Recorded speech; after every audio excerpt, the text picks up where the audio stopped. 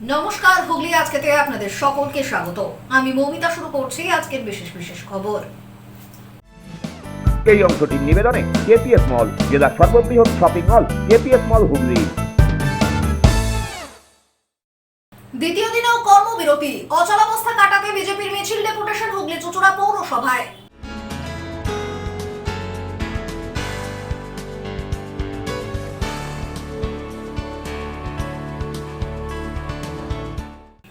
কোটির প্রকল্পে এশিয়ার প্রথম ইউনিক ডিজাইনের সেতু পরিদর্শনে বিধানসভার স্ট্যান্ডিং কমিটি।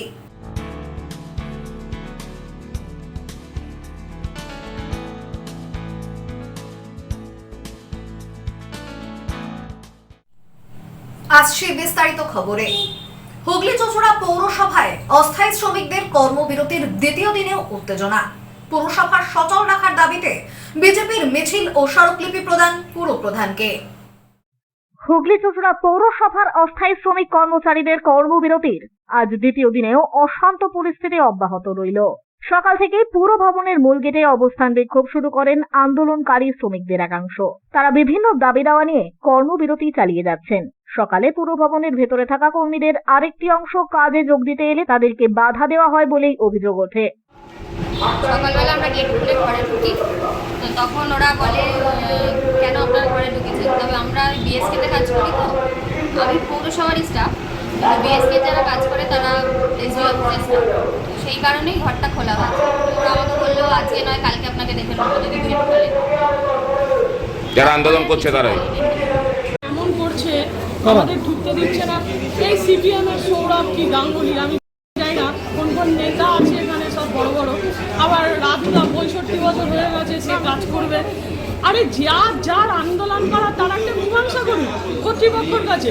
আমাদেরকে এরকমভাবে হেনস্থা করে কর্মীদেরকে দূর দূর করে তাড়িয়ে মানে কি লাভ পাচ্ছে আমরা বুঝছি না। কিন্তু আমরা সবাই চাই সুষ্ঠুভাবে পৌরসভা চালাতে, কাজ করতে। আমরা কাজ করে মাইনে নিতে চাই, যেহেতু আমরা নো ওয়ার্ক নো পে, তাই জন্য আমরা জানি যে কাজ করলেই আমাদের মাইনে, কাজ না করলে মাইনে না। তাই আমরা এই প্রতিবাদ জানাচ্ছি তীব্র, যে এরকমভাবে পৌরসভা বন্ধ রাখা যাবে না, মানুষের পরিষেবা দিতে হবে, তারপরে মাইনে ঢুকবে। এই ঘটনাকে কেন্দ্র করে দুপক্ষের মধ্যে তীব্র বচসা শুরু হয়।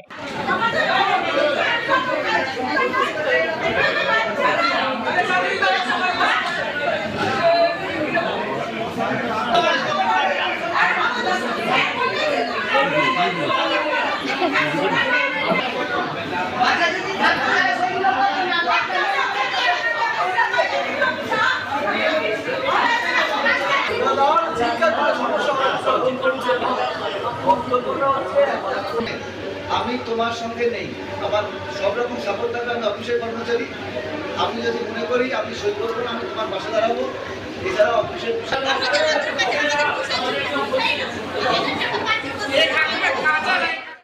পরিস্থিতি সামাল দিতে আসেন তৃণমূল সমর্থিত পুর শ্রমিক সংগঠনের সভাপতি অসীম অধিকারী। তিনি কাজে যোগ দিতে ইচ্ছুক কর্মীদের আশ্বস্ত করলে ধীরে ধীরে কাজ শুরু হয়। তবে গেটের বাইরে বিক্ষোভ চালিয়ে যেতে থাকেন কর্মবিরতিতে থাকা অস্থায়ী শ্রমিকদের আর এক অংশ। তাদের অভিযোগ, দীর্ঘদিনের দাবি পূরণ না হওয়ায় এই কর্মবিরতি বাধ্য হয়েই করতে হয়েছে।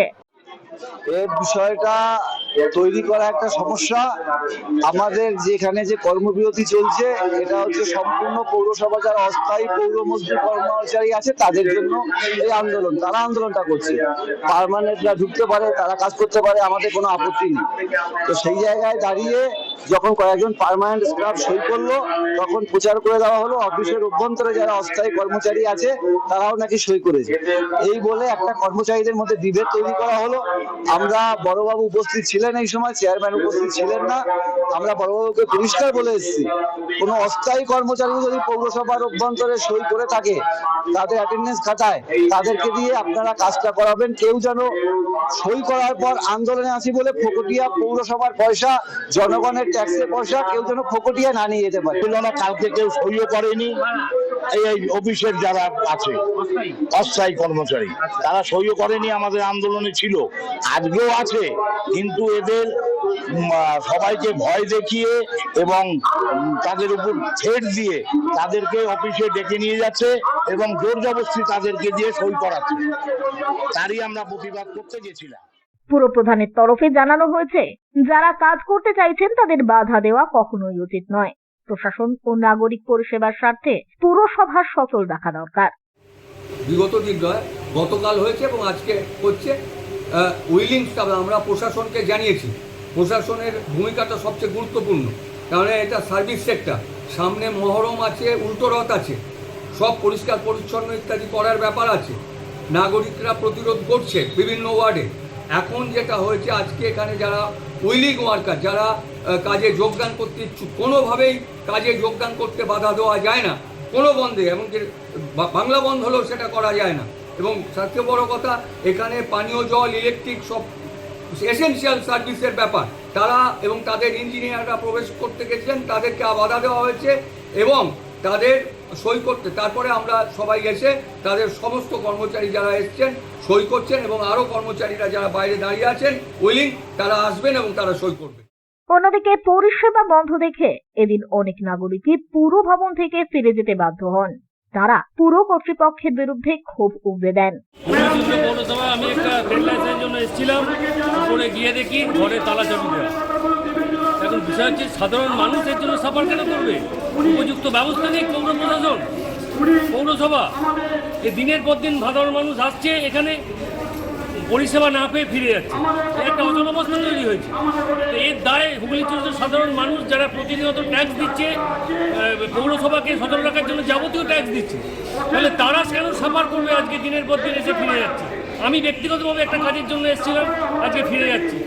খুবই গুরুত্বপূর্ণ দরকার, না হলে আমার ব্যক্তিগত অনেক সমস্যা হবে, কিন্তু ঘরে তালা চাবি দেওয়া, এই অবস্থার জন্য দায়ী কে? এই পরিস্থিতিতে বিজেপির তরফে পুরসভা সচল রাখার দাবিতে এদিন পিপুলপাতি মোড় থেকে মিছিল বের করা হয়। মিছিল পুর ভবনের সামনে পৌঁছলে পুলিশের সঙ্গে ধস্তাধস্তি ও বচসার সৃষ্টি হয়। পরে বিজেপির একটি প্রতিনিধি দল পুরপ্রধানের কাছে গিয়ে স্মারকলিপি পেশ করেন।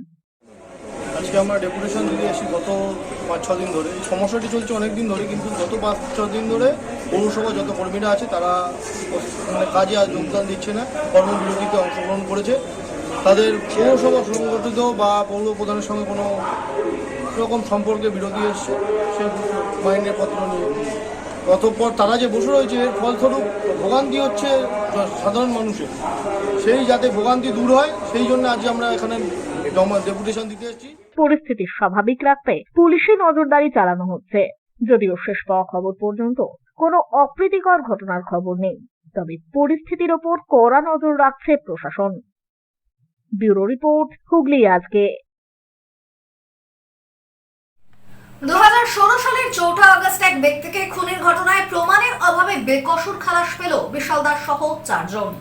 হুগলির জেলা তৃতীয় দায়রা আদালত থেকে তাদের আজ খালাস দেওয়া হয়।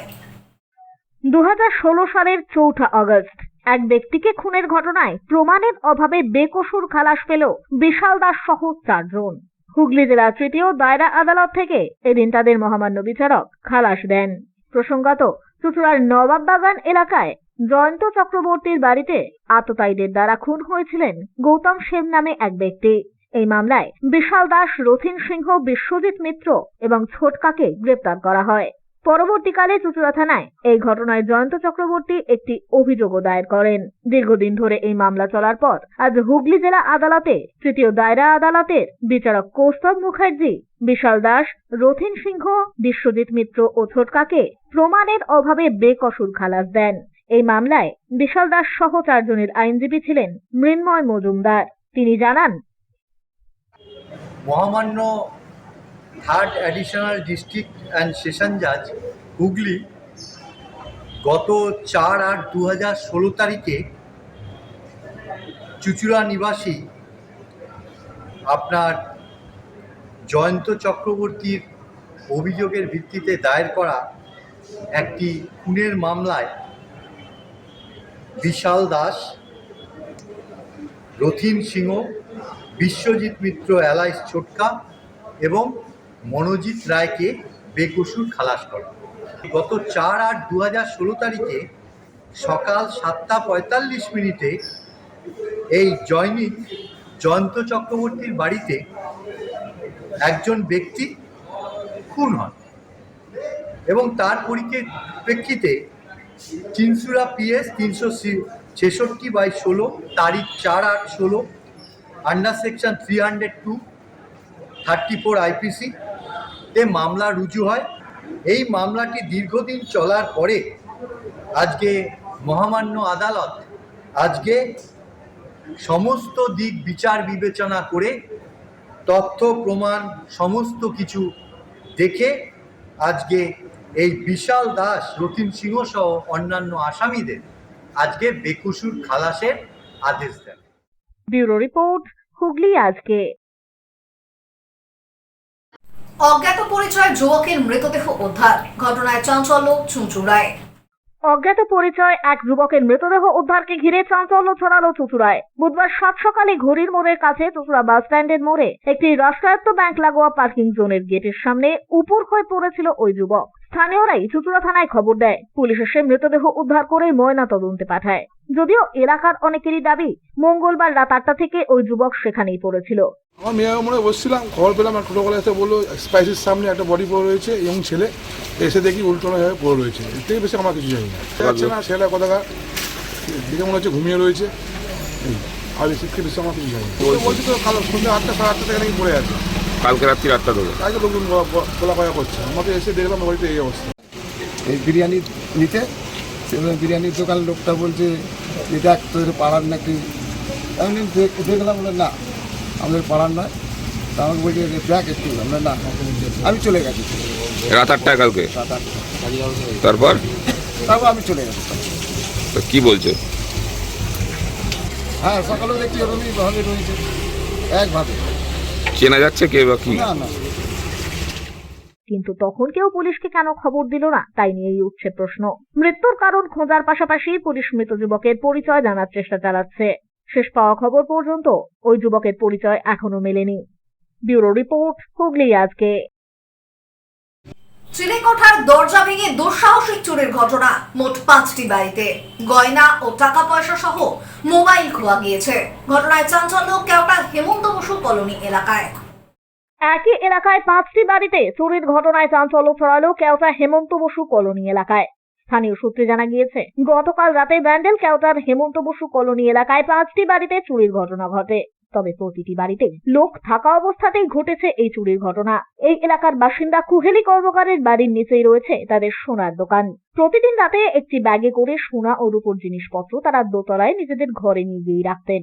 এদিন সকালে উঠে দেখেন তার বাড়ির চিলেকোঠার দরজা খোলা। তাতেই সন্দেহ হয়। পরে ঘরে এসে তিনি দেখেন ঘরে থাকা সোনার ব্যাগ সহ 2টি মোবাইল নিয়ে গিয়েছে চোরেরা। আমার লকার খুলে 40,000 মতো টাকা, তারপরে ফোন থেকে 1,500 টাকা, ফোনগুলো নেয়নি। ছাদ থেকে ওরা নেমেছিল, নেমে সমস্ত সব পরিষ্কার করে নিয়ে গেছে। রূপোর লোকের রূপোর জিনিস ছিল আর 2খানা মোবাইল, আর ওখানে একজনের মোবাইলের কভার পাওয়া গেছে, ওটা আমাদের না, পুলিশ এসে নিয়ে গেল। এখন আমার বাড়িতে 2টো মোবাইল আর টুকটাক সোনার জিনিস আর রূপোর জিনিস ছিল, আর পাশের বাড়ি থেকে 40,000 টাকা গেছে, আর আশেপাশেও অনেক বাড়ি থেকে গেছে, 4-5টা বাড়ি থেকে। পুলিশ এসে কি বললো? পুলিশ এসে বললো যে নাম্বার নিয়ে গেল, পরে বড়বাবু এসে রাখবে বলেছে।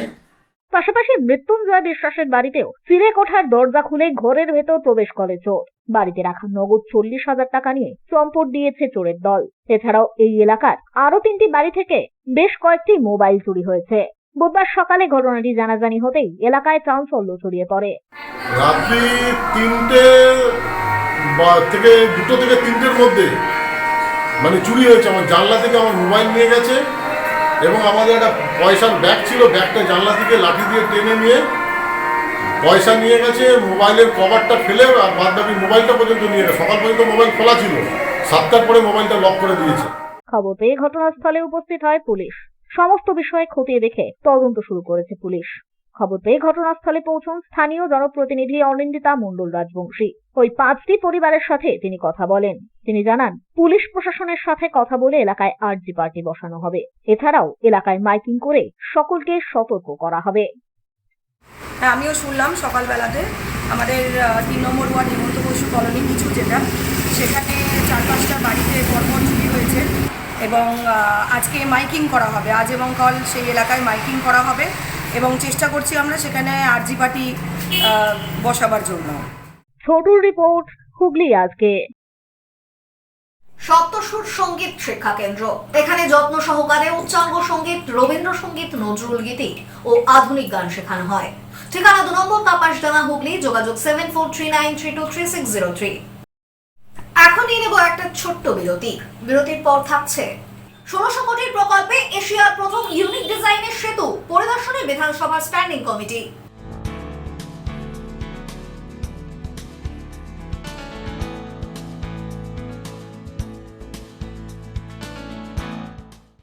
বিরতির পর ফিরে আসবো আরো অন্যান্য খবর নিয়ে। হুগলি আজকের সঙ্গে থাকুন।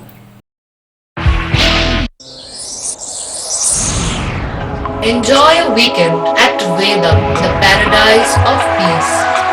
A home away from home.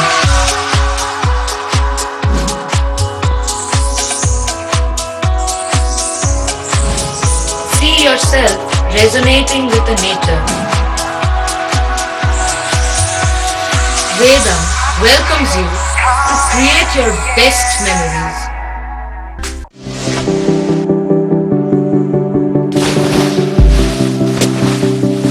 Fasten your seatbelts as you take a tour around your marine wonderland.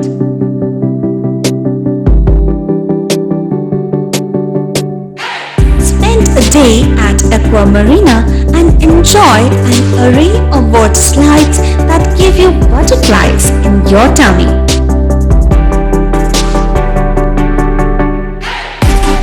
Aqua Marina is a holistic weekend destination for friends, family and couples and offers magic to soothe your body, mind and soul.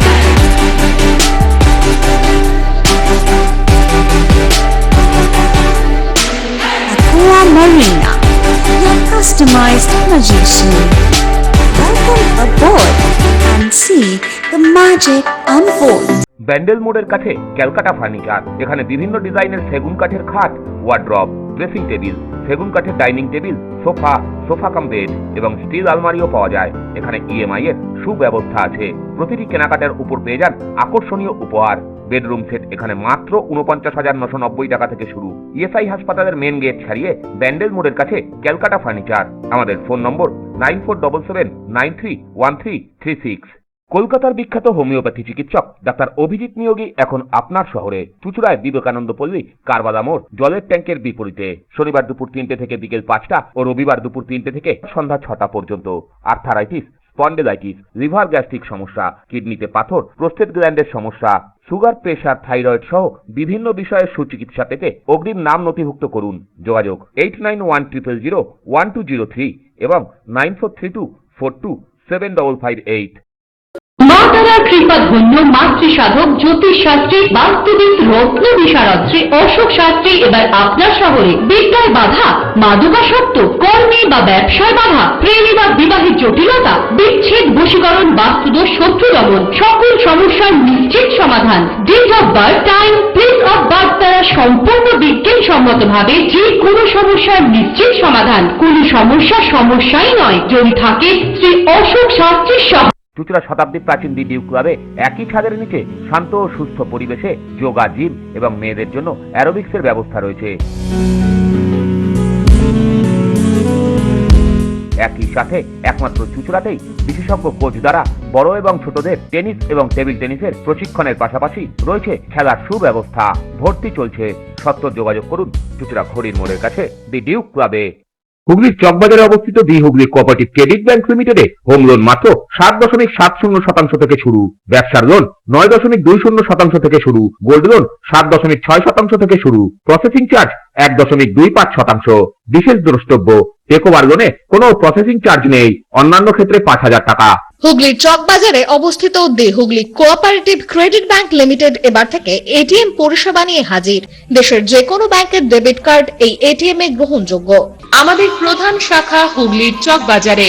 Phone number 033-2680-2399, 2680-7208 এবং 2680-6046।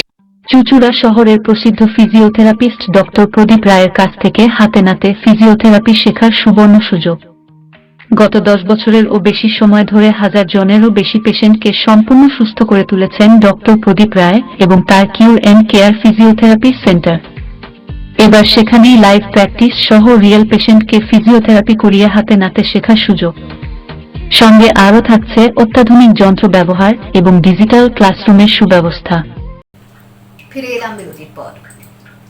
এশিয়ার প্রথম unique ডিজাইনের সেতু, দ্বিতীয় ঈশ্বরগুপ্ত সেতু নির্মাণে জোর কদমে চলছে কাজ। 1600 কোটি টাকার প্রকল্পে নজর বিধানসভার স্ট্যান্ডিং কমিটির। এশিয়ার প্রথম ইউনিক ডিজাইনের সেতু, দ্বিতীয় ঈশ্বরগুপ্ত সেতু নির্মাণে জোর কদমে কাজ চলছে।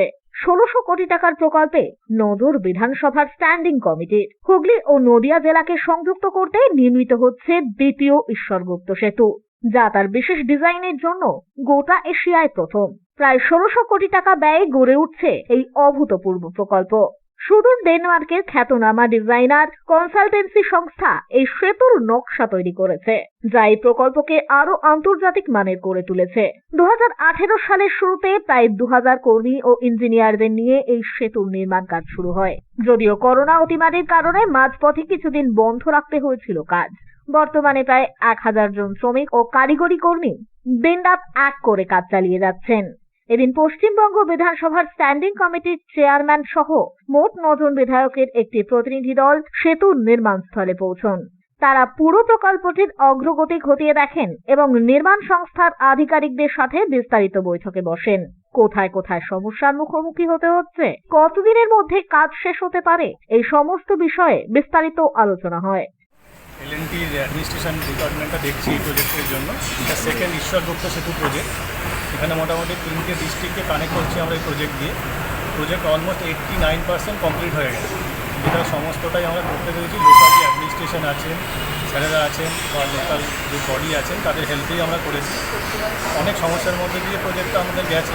লোকাল এনক্রোচমেন্ট, দোকানপাট সরানো বা বাড়িঘরদের সরানো, তো সবেতেই আমাদের পুলিশ থেকে প্রশাসন থেকে শুরু করে সমস্ত স্যারেরা, লোকাল পলিটিক্যাল নেতারা বা স্যারেরা মিউনিসিপ্যালিটি থেকে সব রকম সহযোগিতা নিয়েই আমরা প্রজেক্টটা করতে পেরেছি। আশা করছি আর বাকি যে প্রজেক্ট বেঁচে আছে সেটুকু আমরা উইদিন টাইম লিমিটে করতে পারবো। কিছুটা টাইম আমাদের এক্সট্রা লেগেছে এই এনক্রোচমেন্ট সরানো বা আদার্স বিভিন্ন কারণের জন্য, কিন্তু প্রজেক্ট আজকের যে ভিজিটটা হলো সেটা খুব ভালোভাবেই হয়েছে, ওনারা খুব সন্তুষ্ট হয়েছেন। সদস্যরা জানিয়েছেন, এই সেতু চালু হলে কলকাতার নেতাজি সুভাষচন্দ্র বসু আন্তর্জাতিক বিমানবন্দর পর্যন্ত যাত্রার সময় কমে দাঁড়াবে মাত্র 40 মিনিট। ফলে হুগলি ও নদিয়া জেলার মানুষের যাতায়াতের সুবিধা বহুগুণে বেড়ে যাবে। বৈঠকে বিধায়কেরা জোর দেন যাতে আগামী দিনে সাধারণ মানুষের সর্বোচ্চ সুবিধা নিশ্চিত করতে সমস্ত দিক থেকে পরিষেবার মান বজায় রাখা হয়।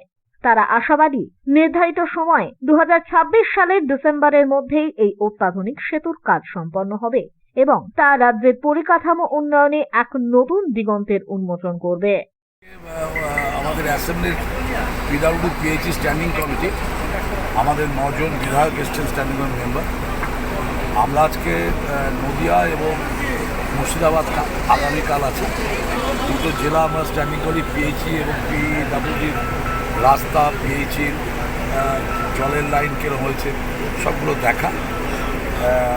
এখানে আমরা আজকে এলএনটি গ্রুপের যে খুব বড় ব্রিজ হচ্ছে, আমাদের কল্যাণী ব্রিজটা, ওটা তো খারাপ হয়ে গেছে, বামফ্রন্টের আমলে হয়েছিল। দিদিয়াটা খুব আধুনিকরণ, খুব প্রায় 1396 কোটি টাকার প্রজেক্ট। দারুণ প্রজেক্ট, অনেক তাড়াতাড়ি কাজ হচ্ছে। আমরা আমাদের বিধায়করা সেটা পরিদর্শন করলো। আমার সঙ্গে আজকে আমাদের বাসবিহার চেয়ারম্যান আদিত্য নিয়োগী, আমাদের পঞ্চায়েত সমিতির সহসভাপতি বিকাশ রায়, আমাদের আরও অনেক জনপ্রতিনিধি এখানে আছেন। আমাদের এলএনটির অফিসাররা আছেন, ইঞ্জিনিয়াররা আছেন, ডিভিশনাল হাইরোডের যারা এক্সিকিউটিভ ইঞ্জিনিয়ার, জিএম থেকে শুরু করে সমস্ত অফিসাররা আছেন। আমরা ঘুরে দেখলাম খুব ভালো কাজ হচ্ছে। ডিসেম্বর মাসে এটা শেষ হওয়ার কথা, ডিসেম্বর মাসের মধ্যে শেষ হয়ে যাবে। এবং আমি মনে করি যে আমাদের রাজ্যের মুখ্যমন্ত্রী এই ব্রিজ যেটা করছে, এটা এশিয়ার মধ্যে এরকম এত ভালো ব্রিজ হয়। এদিন এখানে উপস্থিত ছিলেন স্থানীয় পুরপ্রধান আদিত্য নিয়োগী। এ প্রসঙ্গে বাঁশবেড়িয়ার পৌরপ্রধান আদিত্য নিয়োগী জানান, আজকে কল্যাণীতে যে নতুন সেতু হচ্ছে প্রায় 1700 কোটি টাকা খরচ করে হচ্ছে, আপনারা জানেন। সেই সেতু স্ট্যান্ডিং কমিটি বিধানসভা থেকে পরিদর্শন করতে এসেছিলেন, কাজের কত অগ্রগতি হয়েছে। এলএনটির অফিসে একটা ভিডিওর মাধ্যমে দেখানো হলো যে কতটা কীভাবে নির্মাণ কাজ হচ্ছে। ওনাদের বক্তব্য অনুযায়ী প্রায় 70% কাজ আমাদের শেষ হয়ে গেছে, 30% কাজ বাকি আছে। আমরাও কিছু প্রস্তাব দিলাম, যেহেতু এবং এপার ওপার সংযোগে একটা বাস টার্মিনাসের জন্য, বিউটিফিকেশন গঙ্গার দুপারে এবং সঙ্গে সঙ্গে গাড়ি পার্কিংয়ের জন্য গভর্নমেন্ট যাতে সেটা করে, এই প্রজেক্টের মধ্যে অন্তর্ভুক্ত করে, এলাকার মানুষ তাহলে উপকৃত হবে এবং সরকারও কিছু তার রেভিনিউ বাড়বে। ব্যুরো রিপোর্ট, হুগলি আজকে। গঙ্গায় স্নান করতে নেমে তলিয়ে গিয়ে মৃত্যু এক মৎস্য ব্যবসায়ীর। এদিন ঘটনাস্থল পরিদর্শনে আসেন পুলিশ ও প্রশাসনের আধিকারিকরা। ঘটনাটি মাহেশের। গঙ্গায় স্নান করতে নেমে তলিয়ে গিয়ে মৃত্যু হলো এক মৎস্য ব্যবসায়ীর। ঘটনায় ঘাট বন্ধের সিদ্ধান্ত প্রশাসনের। প্রসঙ্গত, মাহেশের এক মাছ ব্যবসায়ী, এলাকায় বুড়ো নামেই পরিচিত তিনি। গঙ্গায় স্নান করতে নেমে এদিন তলিয়ে যান ওই মৎস্য ব্যবসায়ী। ঘটনার পর থেকেই চাঞ্চল্যের সৃষ্টি হয়েছে এলাকায়। এদিন মাহেশের সুরকি ঘাটে পরিদর্শনে আসেন শ্রীরামপুরের মহকুমা শাসক শম্ভুদীপ সরকার, এসিপি শুভঙ্কর বিশ্বাস, শ্রীরামপুর ও রিষড়া পৌরসভার 2 পুরপ্রধান গিরিধারী সাহা ও বিজয় সাগর মিশ্র এবং শ্রীরামপুরের প্রাক্তন পুরপ্রধান অমিয় মুখার্জি। গোটা ঘাটটি ঘুরে দেখেন তারা। পরবর্তীতে এসডিও শম্ভুদীপ সরকার জানান, সাময়িকভাবে সুরকি ঘাটটি বন্ধ রাখার সিদ্ধান্ত নেওয়া হয়েছে। তিনি বলেন, এই ঘাটে এখন থেকে কেউ স্নান বা অন্য কোনো কাজ করতে পারবে না। প্রসঙ্গত, গত 3 মাসে এই ঘাটেই 4 জনের মৃত্যু হয়েছে গঙ্গায় ডুবে। বারংবার এমন দুর্ঘটনার পরিপ্রেক্ষিতে প্রশাসনের এই পদক্ষেপ বলেই জানানো হয়েছে। আসলে এই সুরকি ঘাটে বিগত 1.5 মাসে এটা নিয়ে গতকালকের ইনসিডেন্ট নিয়ে 2টো ড্রাউনিং ইনসিডেন্ট হয়েছে। তো আজকে আমরা জয়েন্ট ভিজিট করেছি। আমাদের ইরিগেশন দপ্তরের লোক, আমাদের এক্সিকিউটিভ ইঞ্জিনিয়ার আছেন, পুলিশ থেকে আছেন, আমাদের চেয়ারম্যান সাহেবরা আছেন। যেহেতু এটা শ্রীরামপুর আর রিষড়া 2টো মিউনিসিপ্যালিটির সংযোগস্থলে আর কি ঘাটটা পড়েছে। তো যেটা দেখা গেল বা যেটা ইরিগেশন দপ্তরের মত, যে এই ঘাটটা বাই টোপোগ্রাফিক্যালি খুবই রিস্কি, কারণ এখানে একটা বাঁক আছে এবং নদীটা এখানে কিছুটা ছোট হয়েছে আর কি, মানে উইথে, যার ফলে যেটা স্রোত আছে সেটা খুবই রিস্কি এবং ড্রাউনিং প্রোন। এই জন্য সর্বসমক্ষে আজকে ডিসিশন যেটা নেওয়া হলো এবং as per the inputs of the irrigation department, যে আমরা আপাতত এই ঘাটটাকে লোকসাধারণের ইউজের জন্য বন্ধ রাখছি এবং ফার্দার যা যা ডেভেলপমেন্ট হবে, যেভাবে এটাকে যতদিন না এটা সেফ হচ্ছে আর কি পাবলিক ইউজের জন্য, ততদিন আপাতত ঘাটটা বন্ধই থাকবে। স্থানীয় বাসিন্দারা প্রশাসনের এই সিদ্ধান্তকে স্বাগত জানিয়েছেন। তবে স্থায়ীভাবে ঘাটটি কিভাবে আরো নিরাপদ করা যায় সে বিষয়ে উদ্যোগ নেওয়ার দাবি উঠেছে। ব্যুরো রিপোর্ট, হুগলি আজকে। দুর্গাপুজোর চতুর্থী থেকে দশমী 4 প্রহর ব্যাপী জগন্নাথের ভোগ তৈরিতে ব্যবহার হবে উনুন। তারই পুজো হলো কারবালামোড় বিবেকানন্দ রোড সার্বজনীন দুর্গোৎসব কমিটির পক্ষ থেকে। 4 প্রহর ব্যাপী জগন্নাথের ভোগ তৈরিতে ব্যবহৃত হবে উনুন। তারই পুজো হলো আজ কারবালামোড় বিবেকানন্দ রোড সার্বজনীন দুর্গোৎসব কমিটির পক্ষ থেকে। প্রসঙ্গত, কারবালামোড় বিবেকানন্দ রোড সার্বজনীন দুর্গাপুজো কমিটির এবারে 69তম বর্ষ। সেই উপলক্ষে পুরীর মন্দিরের আদলে তৈরি হবে দুর্গাপুজো মণ্ডপ, যাতে বিরাজমান থাকবেন সপরিবারে জগন্নাথ দেবও। ইতিমধ্যেই শুরু হয়ে গিয়েছে পুরীর রীতি মেনে নেম কাঠ দিয়ে জগন্নাথ, বলভদ্র ও সুভদ্রার মূর্তি নির্মাণের কাজ। আর এদিন আয়োজিত হলো জগন্নাথ দেবের ভোগে ব্যবহার করার জন্য তৈরি উনুনের পুজো। দুর্গাপুজোর চতুর্থী থেকে দশমী পর্যন্ত 4 প্রহর ব্যাপী জগন্নাথ দেবের ভোগ তৈরি হবে এই উনুনে। এদিন নাম সংকীর্তন সহযোগে সেই উনুনেরই পুজো করা হয়। পুরোহিতের মন্ত্রোচ্চারণের মধ্যে দিয়ে এদিনের এই অনুষ্ঠানে উপস্থিত ছিলেন কারবালামোড় বিবেকানন্দ রোড সার্বজনীন দুর্গোৎসব সমিতির সমস্ত সদস্যরা। এই পুজো প্রসঙ্গে কারবালামোড় বিবেকানন্দ রোড দুর্গোৎসব সমিতির অন্যতম সদস্য ইন্দ্রজিৎ দত্ত জানান, প্রতিদিনই দর্শনার্থীদের হাতে তুলে দেওয়া হবে জগন্নাথের এই ভোগ। আমাদের কারবালামোড় বিবেকানন্দ রোড সার্বজনীন দুর্গাপুজো এবছর জগন্নাথ ধাম হচ্ছে। তো জগন্নাথ দেবের ভোগের জন্য যে উনুন, সে উনুন আজকে পুজো, আমাদের উনুন পুজো দিয়ে আর কি শুরু হলো। উনুন তৈরি আমাদের পুজোর কদিনই এখান থেকে ভোগের ব্যবস্থা থাকবে। যেভাবে জগন্নাথ দেবের ভোগ হয়, 4 প্রহরে ভোগ আমাদের এখানে হবে। গাড়ি উনুন তৈরির কাজ আজকে থেকে শুরু হলো কারবালামোড় বিবেকানন্দ সার্বজনীন দুর্গাপুজো কমিটি। এটা এবারে পুজোর জন্য আলাদা। এবার যেহেতু জগন্নাথ ধাম হচ্ছে, জগন্নাথ দেবের ভোগের জন্য আমাদের এই উনুন, শুধু জগন্নাথ দেবের ভোগটাই এই উনুনে হবে পুজোর কদিন। মানে পুজোর প্রত্যেক দিনই ষষ্ঠী থেকে? হ্যাঁ, একদম চতুর্থী থেকে হবে। চতুর্থী থেকে দশমী অবধি আমাদের ভোগ হবে। সবাই পাবে ভোগ? হ্যাঁ।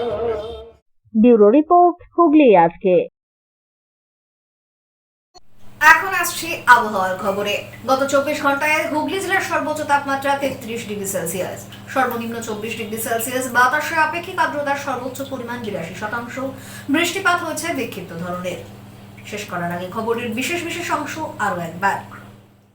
দ্বিতীয় দিনেও কর্মবিরতি, অচলাবস্থা কাটাতে বিজেপির মিছিল ডেপুটেশন হুগলি চুঁচুড়া পৌরসভায়।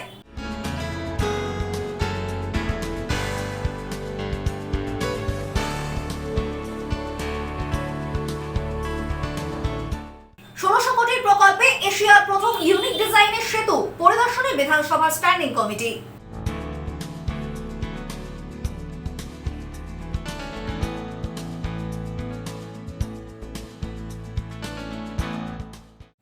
এখনকার মতো খবর এই পর্যন্তই। প্রতিদিন রাত 8টায় সিটি কেবলে 319 নম্বর চ্যানেলে, এছাড়াও ফেসবুক ও ইউটিউবে দেখতে ভুলবেন না হুগলি আজকে। নমস্কার।